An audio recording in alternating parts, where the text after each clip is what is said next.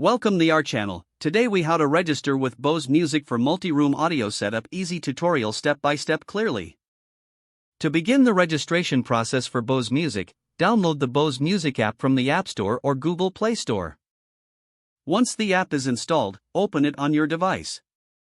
You will be prompted to create a new account or sign in if you already have one. For new users, select the option to create an account. Fill in the required fields, including your email address and a secure password. Make sure to review the privacy policy and terms of service before continuing.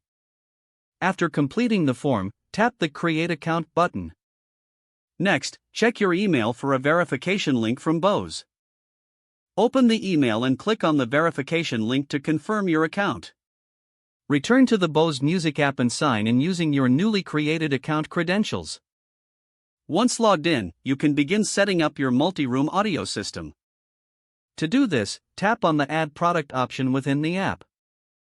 Follow the prompts to select your Bose devices that you want to connect. Ensure that all devices are powered on and connected to the same Wi-Fi network. The app will scan for available devices and display them for selection. Choose the devices you want to include in your multi-room setup. After selecting your devices, follow the on-screen instructions for final configuration. You can adjust settings for each device, such as naming them and choosing their locations. Once setup is complete, enjoy seamless audio throughout your home. Feel free to explore additional features within the Bose Music app for enhanced listening experiences. If the page does not load, refresh the browser or try again in a private or incognito window. Make sure you are using the correct email address, then retype it carefully to avoid small typos. If your password is not accepted, use the reset option and create a new strong password. You can check your spam folder for verification or security emails, then complete any requested confirmation steps. Enable two-factor authentication if available to improve account security and reduce unauthorized access risk.